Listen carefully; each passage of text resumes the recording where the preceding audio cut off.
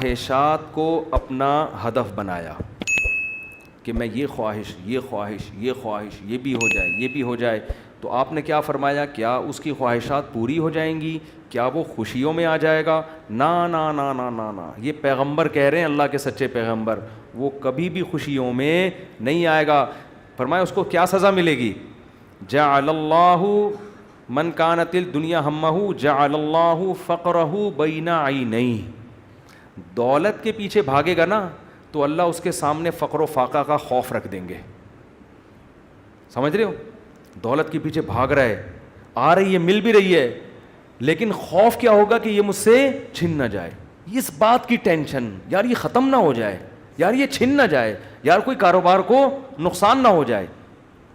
بڑے بڑے کروڑ پتی فیکٹریوں کے مالک آتے ہیں، کہتے ہیں کہ لاشعوری سا خوف ہمیں ستاتا ہے، دنیا کی ہر نعمت ان کے پاس، مگر دماغ میں نا ایک کہہ رہے ہیں ہمیں خود بھی نہیں پتا ہم ڈر کس چیز سے رہے ہیں، لیکن سکون نہیں ہے، ایک لاشعور میں خوف ہے جو ہمیں مسلسل ستا رہا ہے۔ یہاں ایک آئے کئی سال پہلے، سفید ٹوپی، پوری پراپر داڑھی، اور جناب سفید کرتا، بڑے ایسے نورانی چہرہ، اور پکے نمازی تھے، بہت بڑے تاجر۔ مجھے کہنے لگے مفتی صاحب میں ایک دل کی بات آپ سے شیئر کرنا چاہتا ہوں۔ میں نے کہا جی۔ کہہ رہے میں نماز بھی پڑھتا ہوں، روزے بھی رکھتا ہوں، اہل اللہ کی صحبت میں بھی بیٹھتا ہوں، اور لیکن پتہ نہیں میرے دل میں سکون نہیں ہے، میرے دل میں سکون نہیں ہے۔ میں نے کہا آپ فیکٹری کے مالک ہیں، کوئی پرابلم ہے تو بتائیں۔ کہہ رہے نہیں کوئی پرابلم بھی نہیں ہے۔ میں نے کہا آپ کے ساتھ بے سکونی پتہ ہے کیا ہے؟ میں جانتا ہوں آپ کی بے سکونی، آپ کو یہ ڈر ہے کہ اس فیکٹری کا کوئی نقصان نہ ہو جائے، جیسی زندگی ابھی ہے پتہ نہیں یہ ہمیشہ ویسی رہے گی بھی یا نہیں رہے گی۔ تو نماز تو آپ نے پڑھ لی، آپ نے زکاتیں بھی دے دیں، آپ نے روزے بھی رکھ لیے، لیکن یہ جو لاشعور میں خوف ہے نا، اس خوف کا کوئی ازالہ کرنے والا نہیں ہے، کیونکہ آپ کو پتہ ہے یہ شیورٹی، یہ گارنٹی کوئی بھی نہیں لے سکتا کہ تمہیں نقصان کبھی بھی نہیں ہو سکتا، کیونکہ آپ نے اپنی زندگی میں دیکھا ہے بڑے بڑے کاروبار چلتے ہوئے ٹھپ ہو جاتے ہیں، لوگ روڈ پہ آ جاتے ہیں۔ کہہ رہے ہیں بالکل آپ صحیح کہہ رہے ہیں، مجھے یہی خوف ہے۔ میں نے کہا اس خوف کا یہ علاج نہیں ہے کہ آپ اپنے کاروبار کو ہر طرح سے سیو کر لو، یہ تو وہ تو کرنا تو چاہیے سیو، لیکن یہ علاج نہیں ہے۔ میں نے کہا اس کا علاج یہ ہے کہ آپ یہ فرض کر لو کہ یہ چھن گیا آپ سے سب کچھ، ابھی برباد ہو گئی، اللہ نہ کرے فیکٹری میں آگ لگ گئی، اب ہوگا کیا؟ کہہ نہیں کیا ہوگا؟ میں نے کچھ بھی نہیں ہوگا، صبح 2 پراٹھے آپ پھر بھی کھاؤ گے، رات کو سونے کے لیے چھپڑا آپ کو گندے نالے پہ یا فٹ پاتھ پہ مل جائے گا، کوئی بات نہیں، انجوائے کرنا، دنیا مسافر خانہ ہے، رہنے کی جگہ بولو نہیں۔ ہماری بیسک ضرورت ہے، جب شدید بھوک لگے، بھوک برداشت نہیں ہوتی ہے، کھانے کو روٹی مل جائے، یہ بیسک ضرورت ہے۔ نیند آئے تو سونے کے لیے جگہ مل جائے۔ یہ نیند ایسی عجیب چیز ہے، آپ اگر نہیں سونا، ایک وقت آتا ہے کہ آپ بچو گے بھی نا تو کانٹوں پہ بھی نیند آ جائے گی آپ کو۔ اب جیسے میرے ساتھ ہوتا ہے نا، نیند نہیں ہو رہی، ایک وقت جب بہت زیادہ جمع ہو جاتی ہے، پھر ہم نہیں بھی سونا چاہ رہے ہوتے ہیں، سو رہے ہوتے ہیں۔ میں ایک دفعہ سفر میں آ رہا تھا، بڑا لمبا بس کا سفر تھا، سونے کا ٹائم ہی نہیں ملا، تو جب ہم سکھر تک پہنچے نا، تو پرانی بات ہے 20-25 سال پرانی، تو میں ایسا سویا ہوں، کبھی اس کے اوپر جا کے دھڑام سے گر رہا ہوں، وہ اٹھا رہا ہے بھائی کیا کر رہے ہیں مولوی صاحب، پھر جب ادھر کو کر دو دھڑام سے اس کے اوپر گرا، وہ کہہ رہا ہے بھائی مولوی صاحب تمیز سے بیٹھو یار، پھر ادھر میں جاگنے کی کوشش کر رہا ہوں، لیکن یہ اللہ کی رحمت ہے کہ جو چیز ضروری تھی وہ اللہ نے آپ کے اوپر مسلط کر دی۔ تو میں نے کہا نیند کا بھی کوئی ٹینشن لینے کی ضرورت نہیں ہے، سونے کی کہیں بھی جگہ نہ ہوئی نا آپ کو، اور جب گہری نیند آتی ہے نا، انسان پہ مسلط ہوتی ہے، بے شک نرم گدا نہ بھی ہو، سونے کا مزہ خاندانی آتا ہے۔ آدمی کہتا ہے کہیں سر ٹکانے کی، کوئی بندے سے کہتا ہے تو خالی ہاتھ یوں رکھ کے کھڑا ہو جا تھوڑی دیر کے لیے، کہیں سر ٹکانے کی ذرا سی جگہ مل جائے، ایسا مزہ آتا ہے سونے میں۔ وہ جو سبزی والا جو میرے پیسے لے کے بھاگا تھا نا، وہ ٹھیلے پہ سوتا تھا رات کو، وہ رات کو ٹھیلے پہ سوتا تھا، اس کو سکون تھا نا، اس کی سکون نہیں تھا اصل میں، وہ تھک اتنا جاتا تھا نا فراڈ کر کر کے ادھر سے پیسے، تو رات کو آ کے اب اس کو جگہ نہیں ملی، تو میں نے کئی دفعہ دیکھا ٹھیلے پہ سو رہا ہے وہ۔ مزدور لوگوں کو دیکھ لو نا آپ، جہاں جگہ ملے سو جاتے ہیں وہ۔ تو میں نے ان سے کہا کہ ٹینشن لینے کا نہیں ہے، آپ کی بیسک ضرورت نیند ہے، وہ آ جائے گی، کہیں بھی آ جائے گی، بیٹھے بیٹھے سو جاؤ گے۔ اور کھانے کی ضرورت، اتنا رزق اللہ انشاءاللہ آپ کو دے دے گا. اور شدید بھوک میں تو میرے بھائی دال میں بھی وہ مزہ آتا ہے جو ایک مالدار کو قورمے بریانی میں آتا ہے. شدید بھوک لگ رہی ہو نا، دال کھانے کا اپنا مزہ ہے. میں نے کہا دال مل جائے گی. پھر کہنے لگے بیوی بچوں کا کیا ہوگا جب اتنی غربت ہوگی، خطرہ ہوگا تو بھاگ جائیں گے. میں نے کہا جو خود سے بھاگے اسے بھاگنے دو. ٹھیک ہے نا، جو خود سے بھاگے اسے کوئی ٹینشن. مسافر خانہ ہے نا بھائی. نیک بیوی تو وہ ہوتی ہے جو آپ کی شریکہ حیات ہے. جب دولت تھی اس وقت بھی ساتھ، جب غربت تھی اس وقت بھی ساتھ. تو اگر غربت میں وہ بھاگ گئی، بولو اے اللہ اچھا ہوا تو نے زندگی میں ہی جان چھڑا دی. کیا خیال ہے بھائی؟ اور میں نے کہا جب دوبارہ پیسہ آئے تو پھر اس کو لے کے نہ ہو، بولو اب وہیں رہو. اب کیا کرنا ہے؟ وہیں رہو. غیرت مند آدمی تھوڑی ایسی چیزیں پالتا ہے لے کے.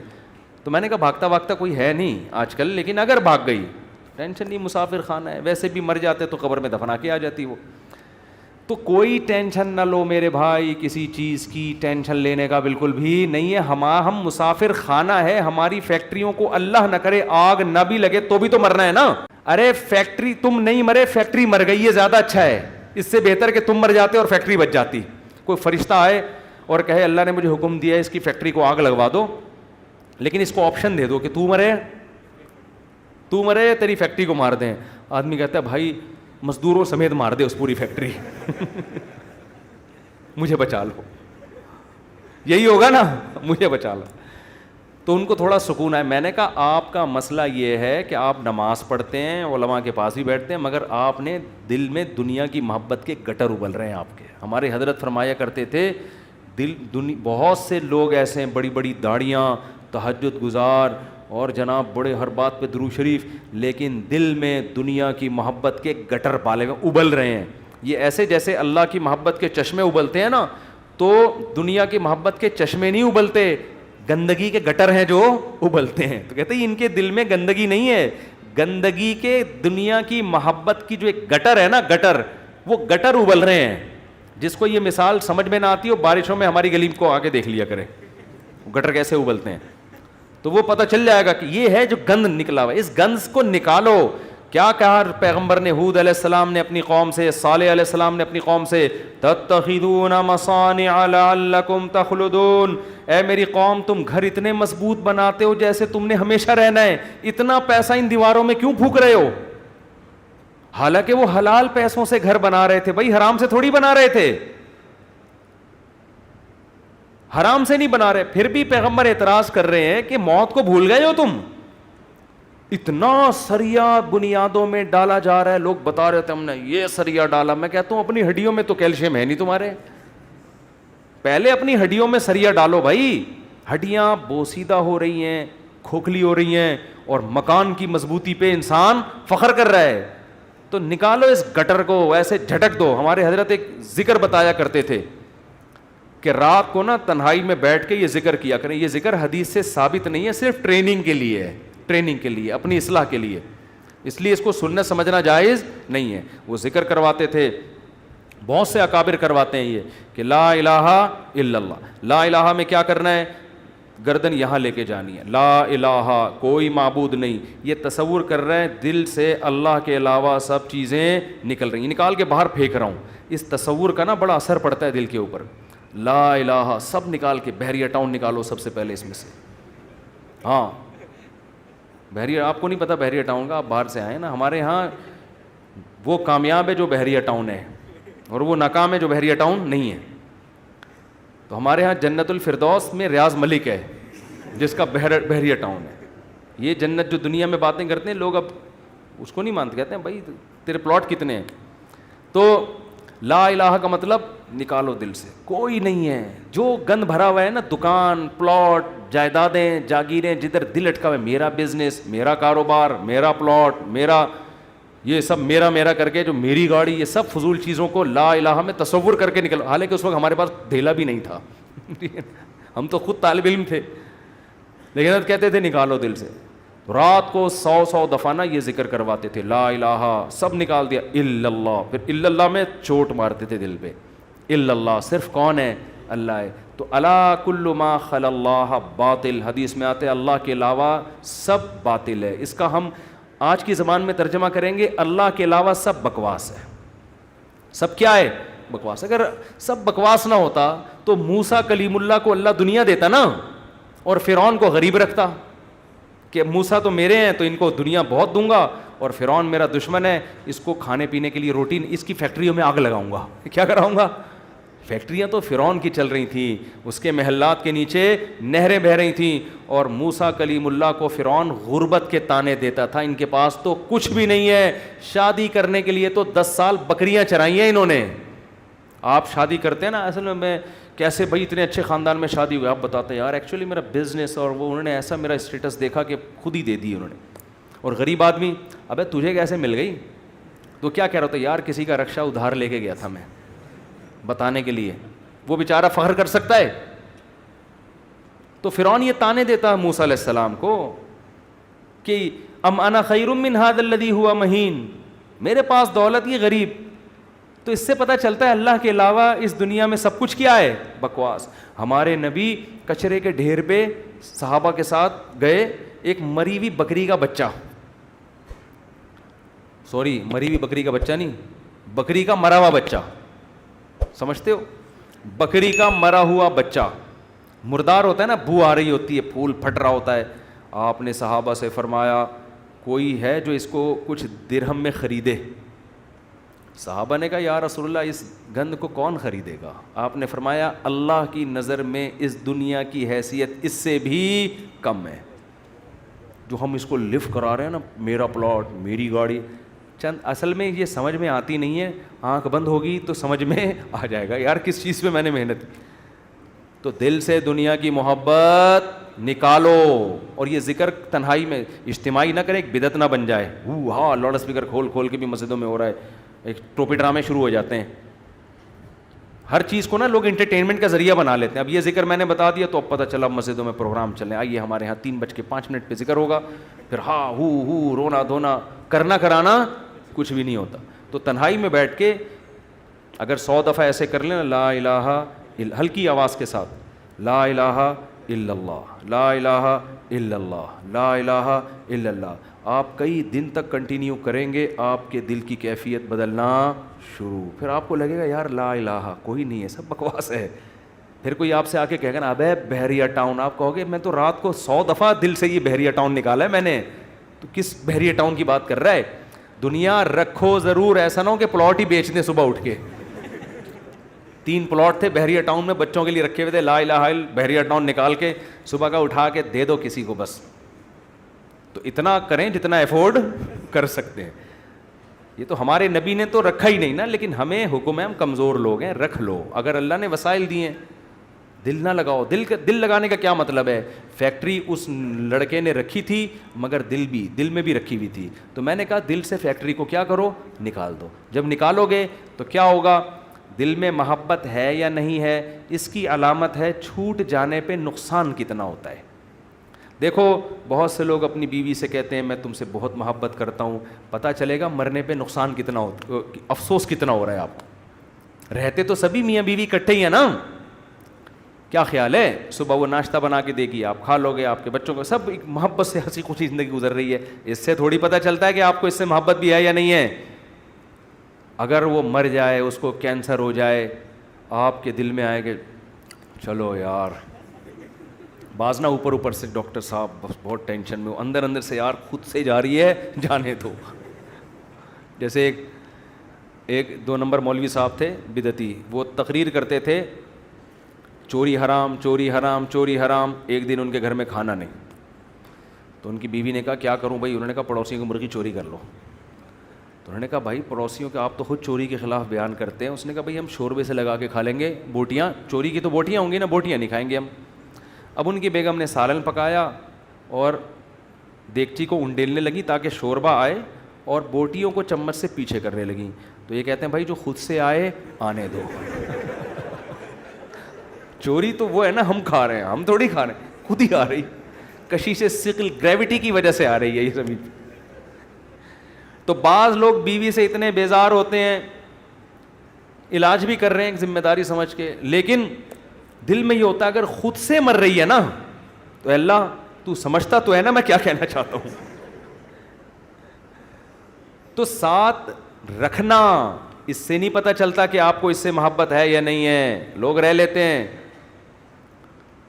پیسہ بھی رکھ لیتے ہیں, محبت کا اس سے پتہ چلتا ہے چھوٹ جانے پہ غم کتنا ہوتا ہے. گاڑی رکھیں, بنگلہ رکھیں, چھوٹ جانے کے لیے تیار رہیں, چھوٹ گئی تو کوئی مسئلہ نہیں ہے یار. تو میں نے ان صاحب کو کہا کہ یہ فیکٹری میں ابھی سے فرض کر لو آگ لگ گئی ہے اور سب برباد ہو گیا, اب آپ دھوتی بنیان میں گھوم رہے ہو ٹھیک ہے نا, تو کیا ہوگا. بس میں نے کہا وہ ابھی سے فرض کر لو. تو کہنے لگا یار بڑا سکون ملا ہے. تو میں نے کہا یہ سکون آپ کا پھر ختم ہو جائے گا, پھر فیکٹری تو نکالو اس کو دل سے. اور دل سے دنیا نکالنے کا ایک بہت بہترین طریقہ ہے صدقہ کیا کرو. جب روکڑا خرچ کرتا ہے نا دل کھنچتا ہے. ہم جو صدقہ کرتے ہیں نا اس میں ٹینشن نہیں ہوتی ہمیں, اتنا کرو جس سے تھوڑی سی تکلیف ہو کہ کیا کر دیا یار, کیا کر رہا ہوں. حدیث میں آتا ہے بہترین صدقہ وہ ہے کہ جب تم کرو تو تمہیں ڈر ہو کہ غریب نہ ہو جاؤں. تأمل الغنا و تخشى الفقر, اور نہ کرنے میں امید ہو کہ بڑا پیسہ بنا لوں گا. اس کنڈیشن میں جب کرو گے نا تو یہ سب سے بہترین صدقہ ہے. تو صدقہ کیا کرو, دے دیا کرو یار. یہ ہمارے حضرت فرماتے تھے ایک آدمی دکان سے اتنی محبت ہو گئی اس کو, ایک دن اس نے کہا کہ مجھے اتنا دکان میں دل اٹک گیا, ایک دن میں دکان بند کر کے بیٹھ گیا. میں نے کہا بھاڑ میں جائے, اپنی اصلاح کے لیے نا, کوئی بات نہیں نقصان کرو یار اپنا, ہر وقت دکان دکان دکان ایسی کی تیسی تالا لگا کے گھر بیٹھ گیا کہ جب نارمل کنڈیشن میں ہوں گا پھر آؤں گا. جیسے کسی کو عشق ہو جائے نا کسی سے, اب مل تو رہی نہیں ہے وہ, تو عشق میں وہ پاگل ہونا شروع ہوتا ہے. تو بیوقوف لوگ کیا کرتے ہیں, ہر وقت اس کی یاد دماغ میں, ہر وقت اس کو دیکھ رہے ہیں, اس کی تصویریں دیکھ رہے ہیں, پرانے میسج پڑھ رہے ہیں, سوچ رہے ہیں. بیوقوف یہ کرتے ہیں. عقل مند کیا کرتا ہے, لعنت بھیجو یار صحیح ہے نا, نمبر ہی بلاک کر دو ایسی کی تیسی. اور جب یہ کیفیات ختم ہو جائیں گی پھر دیکھوں گا شادی ہو گئی نہیں ہوگی, دوبارہ ٹرائی کر کے کوشش کروں گا. پاکستانی چھوڑتا تو ہے نہیں, کہتے پھر 1 سال بعد دوبارہ ٹرائی کریں گے ہم. تو عقل مندی کا تقاضا ہے. تو جلدی سے بس حدیث مکمل کر دوں. نبی نے فرمایا جس نے خواہشات کو ہدف بنا لیا تو اللہ فقر و فاقہ اس کے سامنے لا کے کھڑا کر دیں گے. کروڑ پتی ہوگا مگر آگے فقر و فاقہ اس کو ڈرا رہا ہوگا, بھائی میں حملہ کر دوں گا, میں تجھے کھا جاؤں گا. اس خوف کی وجہ سے لائف کو انجوائے نہیں کرے گا وہ. جعل اللہ فقرہ بین عینیہ وفرق علیہ شملہ. دوسری سزا دنیا میں اس کو یہ ملے گی کہ اس کی فکروں کو بکھیر دیں گے اللہ تعالیٰ. اتنے مسائل ہوں گے کہ میرا یہ صرف ایک پیسہ مسئلہ نہیں ہوگا, یار یہ کام بھی ہو جائے, یار یہ بھی ہو جائے, یار یہ بھی ہو جائے, یار فلاں سے تعلقات بھی ٹھیک ہو جائیں, یا لوگ میری مخالفت کرنے وہ بھی چھوڑ دیں, یار وہ فلانا. یعنی وہ اتنے انڈے بچے ہوں گے کہ سارے انڈوں سے چوزے نکلیں, تو اس کی یہ خواہش ہوگی. حالانکہ کبھی مرغی کے سارے انڈوں سے چوزے نکلتے ہیں, 2-4 تو خراب ہو جاتے ہیں نا. تو فرقہ یہ اور عجیب ٹینشن, سکون نہیں ہوگا. یہ بھی اس کی فکریں اللہ کیا کر دے گا, اس کے سامنے بکھیر دے گا. یہ بالکل ایسے ہے جیسے بہت ساری ٹینشنیں اگر ایک پوٹلے میں ہو نا, انسان کہتا ہے اٹھا کے پوٹلا پھینک دو ختم, اور وہ پوٹلا کھل کے بکھر جائے. ایک ٹینشن وہ ہے, ایک ٹینشن وہ ہے, ایک ٹینشن وہ, اس کو کمبخت کو سمجھ میں ہی نہیں آئے گا ان ٹینشنوں سے میں جان چھڑانا شروع کون سی والی ٹینشن سے کروں, میں کون سی والی ٹینشن کو میں پہلے پھینکوں, پھر اتنی بکھری ہوئی ہوں گی اس میں ڈوبا ہوا ہوگا وہ.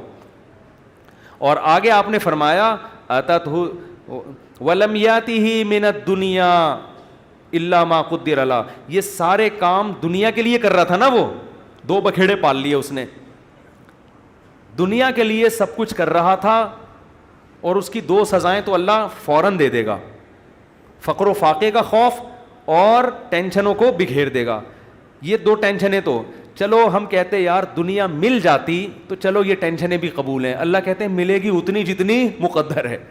نبی نے فرمایا ملے گی اتنی نہیں جتنی اس کی چاہت ہے, اتنی جتنی اللہ نے لکھی ہوئی ہے. اگر یہ زیادہ کی کوشش کرے گا تو ہو سکتا ہے دھیلا بھی نہ ملے, اور ہو سکتا ہے ڈبل مل جائے. تو یہ بھی اس کی چاہت پہ نہیں ہے, یہ کس کی چاہت پہ ہے, اللہ کی. تو یقینی پھر بھی نہیں ہے وہ. پھر میں چٹکلا سنا دوں نا, یقینی پھر بھی نہیں ہے. ایک آدمی کو بیوی اچھی نہیں لگتی تھی, بیچاری نے ہر طرح سے کوشش کر لی کہ میں اپنے میاں کو اچھی لگوں, اچھی پھر بھی نہیں لگ رہی اس کو. ایک دن وہ بڑی خوبصورت لپسٹک اور خوبصورت زیور اور خوبصورت ساڑی اور بڑا خوبصورت لباس, ہر چیز بڑی VIP پہن کے آ گئی. اب یہ بیوی کی تعریف کر رہے ہیں, یار کیا خوبصورت چوڑیاں پہنی ہوئی ہیں. کہہ رہی تھینک یو, آپ کا بہت شکریہ. کیا خوبصورت ساڑی. کہہ رہی وہ لڈو پھوٹ رہے ہیں کہ آج تو میرا میاں بڑا خوش ہے. بہت اچھا ماشاءاللہ ڈریس آپ نے, کیا خوبصورت لپسٹک, ایک ایک چیز کی تعریف کر کے کہتے ہیں اچھی پھر بھی نہیں لگ رہی, اتنا کچھ اچھا پہنا ہوا ہے مگر تو پھر بھی اچھی نہیں لگ رہی. یہ مطلب ہے اس حدیث کا کہ اتنی ٹینشنیں اٹھانے کے بعد ہو سکتا ہے دنیا ملے پھر بھی نہیں, وہیں کا وہیں کھڑا رہے جہاں سے چلا تھا. اور اس کے مقابلے میں آپ نے فرمایا من کانت الآخرۃ ہمہ, جس نے اس دنیا کو پسے پش ڈال کے کہا میرا ہدف آخرت ہے, یہ دنیا اصل ہدف ہے ہی نہیں, ملے ٹھیک ہے, نہیں ملے ایسی کی تیسی, یہ ایسی کی تیسی یاد رکھ لیں. ملے ٹھیک ہے, بحریہ ٹاؤن میں پلاٹ مل گیا ٹھیک ہے, نہیں تو گندے نالے پہ لے لیں گے, مل گیا ٹھیک ہے, نہیں تو ریڈی لگا لیں گے, مل گیا ٹھیک ہے, نہیں تو ویسے ہی بیٹھ جائیں گے, ٹھیک ہے نا. یہ جس کا یہ خوف, اور اصل کیا ہے آخرت, مجھ سے گناہ نہ ہو جائے کوئی, اگر ہو جائے تو جلدی سے توبہ کر کے اللہ کو مناؤں. آپ نے فرمایا جس نے آخرت کو ہدف بنا لیا, جنت تو بعد میں ملے گی, کچھ انعامات دنیا میں ملنا شروع ہو جائیں گے. پہلا انعام جعل اللہ شملہ جمع لہ من کانت الآخرۃ ہمہ جعل اللہ غناہ فی قلبی. اس کو فقر و فاقہ کا خوف تھا نا, فرمایا اس کے دل میں اللہ غنا, اس کے دل کو مالدار بنا دے گا. اس کو ایسا لگے گا یار جتنی میری ضرورت نہیں ہے اللہ نے رزق کی بالٹیاں میرے اوپر انڈیل دی ہیں, میری ضرورت صبح 2 روٹی کی ہے اور روٹی کے بجائے اللہ پراٹھے کھلا رہا ہے. عجیب بات ہے یا نہیں ہے, میری ضرورت تھی صرف چائے پراٹھا مل جائے اور اللہ مجھے انڈے بھی کھلا رہا ہے. نہیں یار یہ سمجھ میں تو رہنے دو, بس یہ آخری ہے, آپ لوگ بھی بہت تھک گئے ہوگے نا. میری ضرورت تھی کہ میں کسی طرح بس روٹی اور پانی مل جائے نوالا حلق میں اتار لوں, کیونکہ مسافر خانہ ہے نا. ارے بس میں سفر کر رہے ہو, ٹرین میں سفر کر رہے ہو, شدید بھوک لگ رہی ہے, آدمی کہتا ہے یار 2 نوالے کہیں اسٹیشن سے خرید کے لے آ, آگے پپو کا گھر آنے والا ہے پشاور میں, چاچو کا گھر آنے والا ہے, تو مزے ہی مزے بکرے رکھے ہوئے ہیں وہاں پہ, سفر کی ٹینشن تھوڑی لے گا, پھر کیوں لے گا ٹینشن وہ. لوگ کہتے ہیں یہ سیٹ سفر میں تجھے جو ہے نا ٹرین میں بڑی بہترین سیٹ ملی لیکن تیری نہیں ہے, یہ تجھے چھوڑنی پڑے گی. آدمی کا تو کیا مسئلہ ہے یار, میری ہو وسیم بھائی کی ہو, مجھے تو بیٹھنے سے مطلب ہے. تو کہتا ہے گھر میرا ذاتی ہو یا کرائے پر ہو, رہنے سے مطلب ہے. بنایا وسیم بھائی نے کروڑوں روپے کا, 20-25 ہزار کرایہ دے کے میں رہ رہا ہوں, لائف کو انجوائے میں کر رہا ہوں. بیوقوف وہ ہے جس نے بنایا. سمجھ میں آ رہی ہے کہ نہیں آ رہی؟ یار تمہارے پاس اپنی گاڑی نہیں, تم ٹیکسیوں میں جاتے ہو, کوئی بات نہیں یار, ٹیکسی خریدی اس نے, میں 500 روپے دے کے سفر میں کر رہا ہوں. تو میری ضرورت تو نہیں تھی, لوگوں تو پیدل سفر کیے ہیں اتنے لمبے لمبے. موسیٰ علیہ السلام تو مصر سے مدین پیدل گئے ہیں, اور ہم یہاں سے صدر پیدل نہیں جا سکتے, تو ہماری ضرورت تھوڑی ہے. لیکن اللہ نے اتنا احسان کیا, گرین بس بنا دی بھائی. امام مہدی کے آنے سے پہلے کراچی میں گرین بس چل پڑی, سبحان اللہ.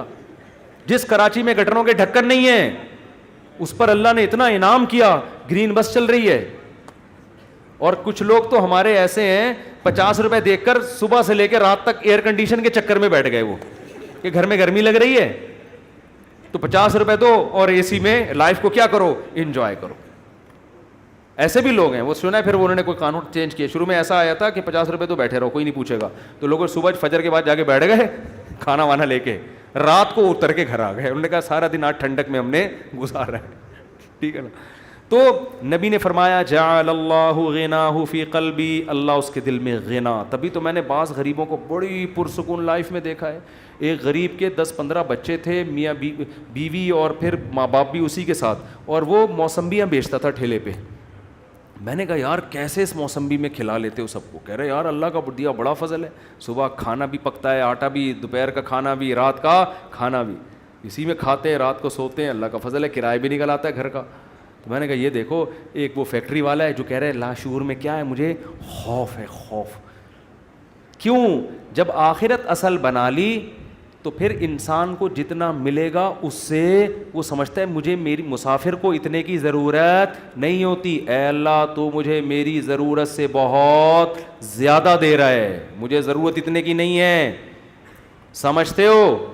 بلکہ اگر گاڑی نہیں بھی ہوگی کہے گا اللہ تو نے پاؤں سے معذور لوگ پیدا کیے ہیں, میری دونوں ٹانگیں سلامت ہیں جو کانپ بھی نہیں رہی ہیں. بعض لوگوں کی ٹانگیں کانپ رہی ہیں نا, تو میری دونوں ٹانگیں سلامت ہیں, یہ بڑی فضیلت کی بات ہے. تو ہر چیز پہ کیا رہے گا وہ خوش. ہم اب دیکھو یہ باتیں جب انسان کسی کی زندگی میں دیکھتا ہے نا, پھر سمجھ میں آتی ہیں. اس لیے کہتے ہیں بزرگوں کی صحبت بہت ضروری ہے. ہم نے یہ چیزیں اپنے شیخ میں دیکھی ہیں.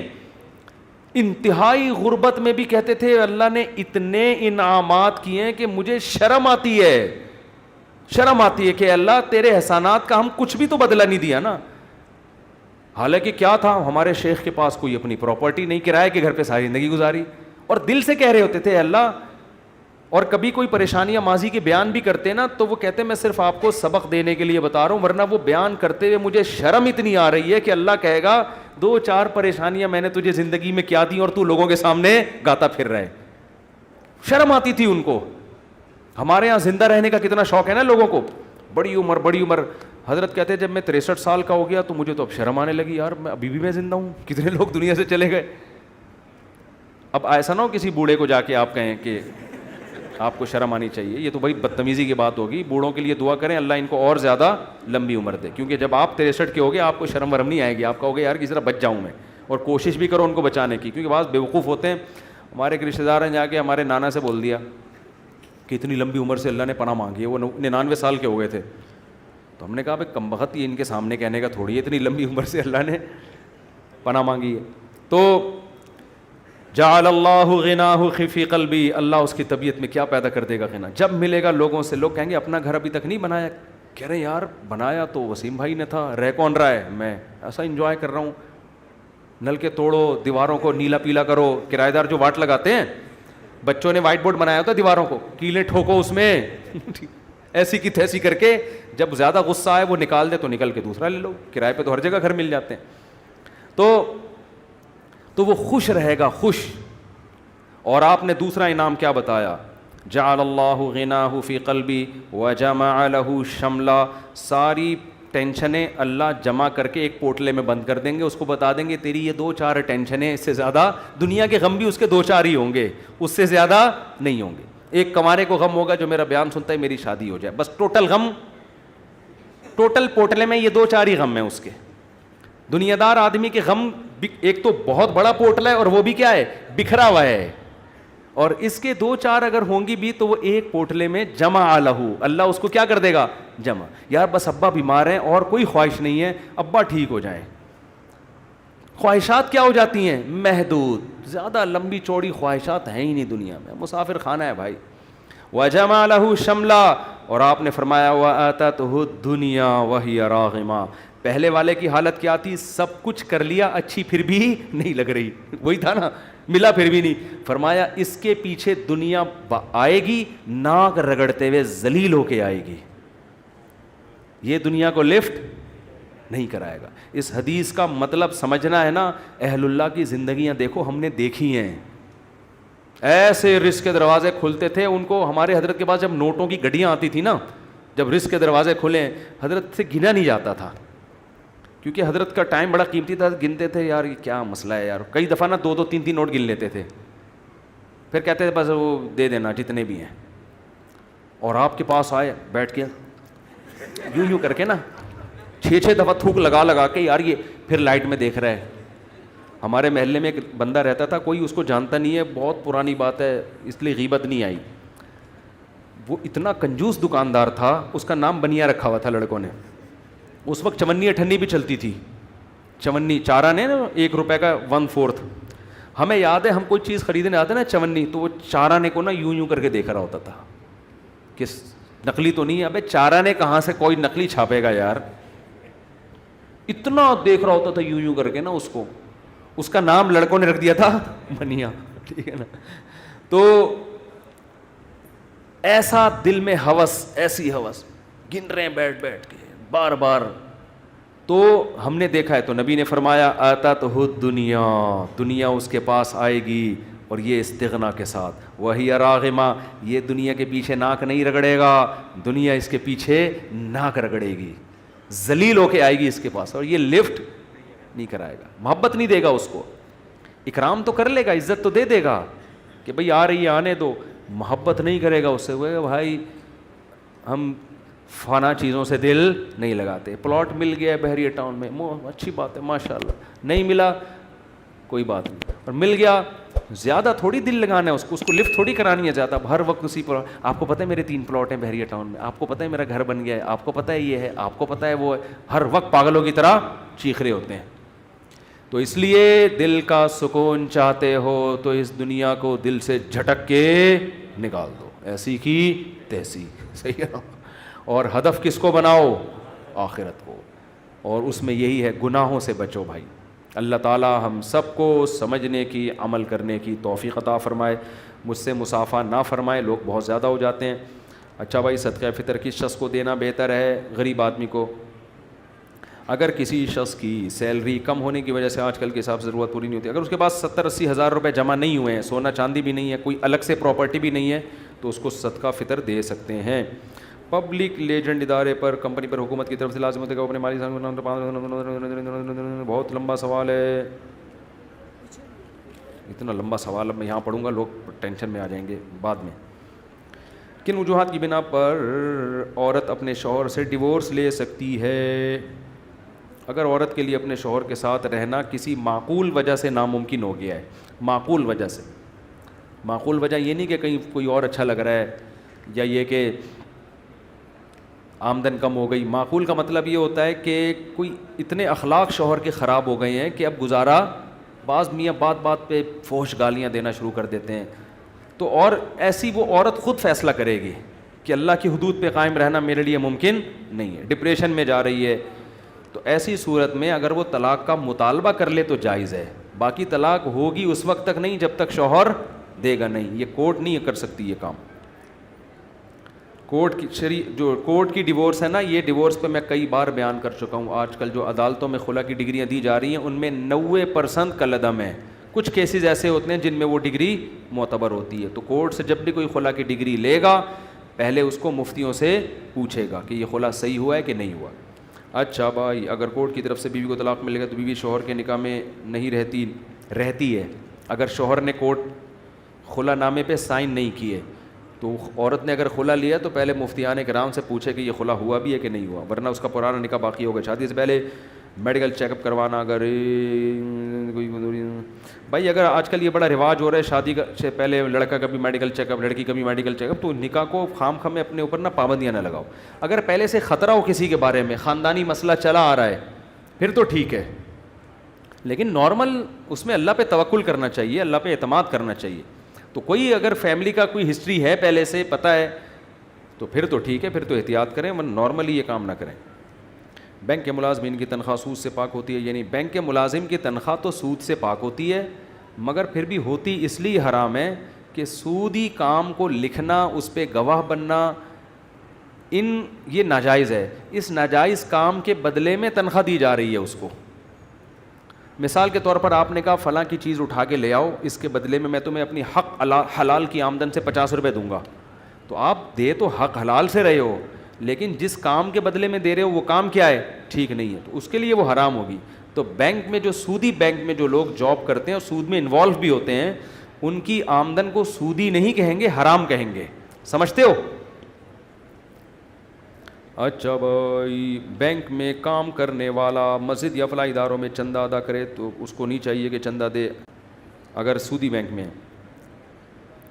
میرے بھائی, چوتھی شادی کا کیا مطلب؟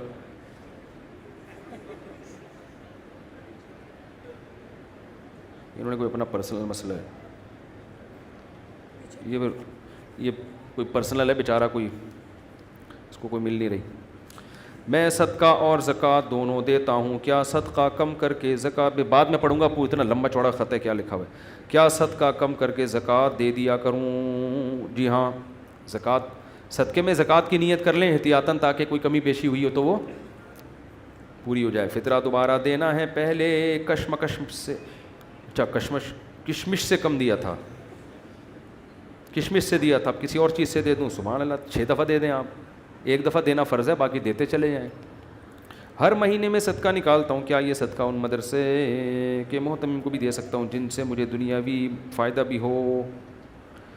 بھئی ایسی جگہ جائیں جہاں دنیاوی مفاد نہ ہو, تاکہ ثواب بالکل خالص رہے. مدارس کو دیا کریں زکوٰۃ, جو صحیح مدرسے ہیں. میری 5 بیٹی اور 1 بیٹا ہے, دعا کریں اللہ ان کے نصیب اچھے رہے اور صحت میں. دل سے دعا ہے جی. میری 2 ماہ کا بھائی، ہمارے یہ بھانجے ہیں نا، ان کے چچا انور صاحب، چچا نہیں ان کے ابو کے چچا انور صاحب ماڑی پور میں، ہماری بھی بڑی دوستی تھی، ان کا بھی انتقال ہو گیا، ان کے لیے بھی خصوصی دعا کریں، اللہ مغفرت فرمائے۔ میرا 2 ماہ کا بھتیجا بیمار ہے، رات بھر روتا ہے، دعا کریں اللہ تعالیٰ شفا دے، دل سے دعا ہے جی۔ دیکھو مائیں کو بچے جب تنگ کرتے ہیں نا، روتے ہیں، ٹینشن دیتے ہیں، تو ماں مایوس نہ ہوا کرے، اس پہ بہت اجر ملتا ہے۔ مسلمان ماں جب بچہ پالتی ہے نا تو اپنی اولاد سمجھ کے تو پالے، اللہ کی مخلوق سمجھ کے پالے۔ علماء کہتے ہیں ایک ایک قطرہ جو دودھ پلاتی ہے نا ماں، ہر گھونٹ پہ اللہ ماں کو نیکیاں دیتا ہے، ہر گھونٹ پہ۔ حالت حمل میں عورت کی موت ہو جائے تو یہ شہادت ہے، کیوں؟ اس نے اللہ کی مخلوق کو پیٹ میں اٹھایا تھا جننے کے لیے، اور یہ اس کی موت کا ذریعہ بنی۔ تو ہمارے نبی نے تو اس پہ بڑے فضائل سنائے ہیں۔ آج عورتیں مصیبت پیدا ہو گیا، کم بخت اور کم ٹینشن تھی، ایک عذاب بھی، اور پھر منع کے ابا کو ڈانٹ رہی ہوتی ہیں۔ ایک پہلے ٹینشن کم تھی، جو ایک عذاب پھلتر کی طرح لگا دیا، اس کو پکڑا نہیں، پکڑ اس کو۔ اور پھر بچوں کو ڈائلاگ، تیرے منہ توڑ دوں، تیرے دانت توڑ دوں، اللہ کرے تیری زبان کاٹ دوں میں، ایسے کہہ رہی ہوتی ہیں نا۔ اللہ کرتا ہے، میرا دل چاہتا ہے کہ تیری زبان کاٹ دوں میں، تیرا گلا دبا کے تجھے مار دوں۔ پھر بچہ، پھر لگائیں گے تھپڑ، وہ اور چیخے گا، پھر اور تھپڑ لگائیں گے اور چیخے گا، پھر کہیں گے کم بخت رک تو رہا ہی نہیں ہے، پھر کوشش کریں گی پیار کرنے کی، اس طرح چپ ہو جا۔ تو بچے ہوتے ہیں غیر مقلد، حقیقت ہے۔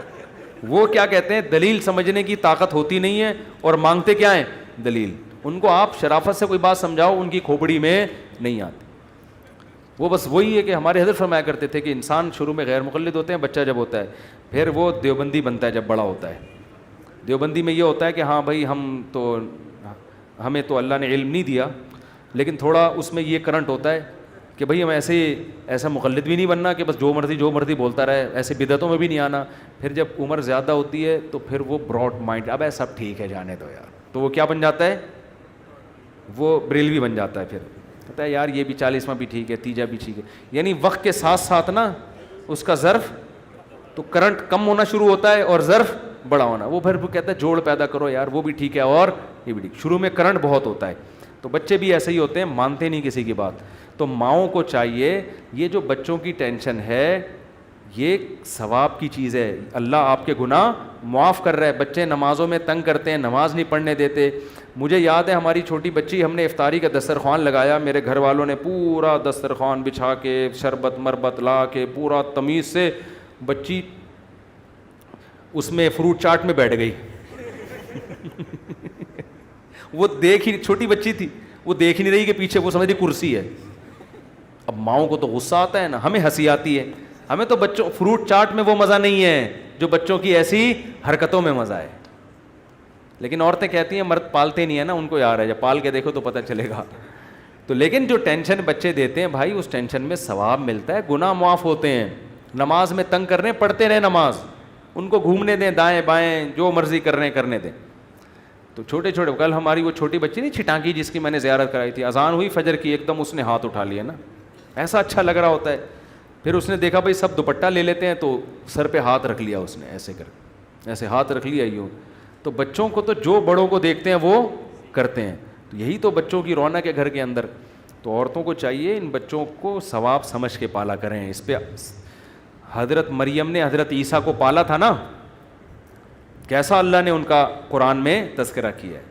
اگر وہ کہتی ہیں اللہ نہیں مجھے نہیں چاہیے اولاد، تو نے بغیر شوہر کے بھی دے دی پھر بھی نہیں چاہیے مجھے، ایکچولی جیسے آج کل عورتیں کر رہی ہوتی ہیں، اصل میں یہ بچے اور یہ ہسبینڈ یہ پرانے، ایکچولی ایجوکیشن پہلے کمپلیٹ ہو جائے، پھر ہم نے کنٹری کے لیے پھر یہ کرنا ہے، پھر ہم نے یہ کرنا ہے، پھر میں ایجوکیشن کے لیے یورپ جاؤں گی، پھر میں امریکہ جاؤں گی، پھر میں وہاں یہ کروں گی، پھر وہاں کروں گی، سب کچھ کر لیا، اب مجھے فون کرتی ہیں کوئی رشتہ ہی نہیں کر رہا۔ میں کہتا ہوں بھائی جب آپ کی شادی کی عمر تھی تو آپ نے قوم کے لیے قربانیاں دیں، اب قوم آپ سے شادی کی قربانی نہیں دے گی، کیونکہ قوم کو بیوی چاہیے، کسی کی نانی۔ بولو، مجھے اچھا نہیں لگ رہا یہ جملہ کہنا، لیکن خواتین کو غیرت دلانے کے لیے، میں کسی کا مذاق نہیں اڑا رہا، لیکن غیرت دلانے کے لیے۔ اب بیچاری کسی کی عمر زیادہ ہو گئی ہے تو بھی کر لینی چاہیے شادی اس سے، لیکن لڑکے کہاں کرتے ہیں؟ مرد سب سے پہلے بیوی میں، عورت میں اٹریکشن دیکھتا ہے، کہہ رہا ہے ایجوکیشن بھی ہے وہ دوسرے درجے میں، اور یہ اس کو حق بھی ہے، اس کو اللہ نے منع تھوڑی کیا ہے، وہ کہے گا یار میں ڈاکٹر سے کروں اور وہ اس عمر میں مجھ سے اتنی بڑی ہو, وہ تو میں نے ڈاکٹر کوئی مارکیٹ میں کم تھوڑی ہے, علاج کرانا ہوگا پڑوس میں چلے جاؤں گا کلینک میں. لیکن میڈیا یہ بات عورتوں کو سمجھا نہیں رہا ہے کہ لڑکی کے لیے سب سے پہلے اس کا گھر بسانے کی فکر کرو, ایجوکیشن بھی کراؤ مگر وہ اس کے بعد ہے. تو یہی مسئلہ ہو رہا ہے آج کل. مغرب افطار کے 10 منٹ بعد ہوتی ہے. کیا آپ صلی اللہ علیہ وسلم صحابہ کرام میں بھی یہ عمل تھا؟ ہم نے سنا ہے کہ جو لوگ مکروہ ہو جاتی ہے. بھائی ایسا ہی ہوتا تھا. اب ظاہر ہے کچھ افطار نبی صلی اللہ علیہ وسلم نے حکم تو نہیں دیا نا کہ فوراً ایک کھجور کھاتے ہی نماز پڑھ لو, تو سہولت ہے. اس میں 2 طریقے ہو سکتے ہیں, یا تو ایک کھجور سے افطار ہو اور فوراً مغرب کی نماز ہو, پھر جا کے آپ کھانا کھا لیں. بعض علاقوں میں یہ طریقہ رائج ہے, بعض گاؤں دیہاتوں میں ہم نے دیکھا ہے مسجد میں ہی لوگ آتے ہیں, کھجور کھایا, نماز پڑھے اور پتلی گلی سے نکل لیے. اور دوسرا طریقہ پھر یہ ہے کہ افطار میں تھوڑا ٹائم دیا جائے, کیونکہ کرتے ہی نہ ادھر کا رہتا ہے نہ ادھر کا رہتا ہے یاد. 5 منٹ کا ٹائم دیا, 2 نوالے لیے اور ایسے دسترخوان کو نا حسرت سے دیکھتا ہوا جا رہا ہوتا ہے کہ یار کیا کر رہی ہے میرے ساتھ نا ظلم. تو اس چکر میں لوگ جماعت کی نمازیں چھوڑ دیتے ہیں. تو 10-15 منٹ میں کمر سیدھی ہو جاتی ہے انسان کی, یہ فائدہ ہوتا ہے اس کو.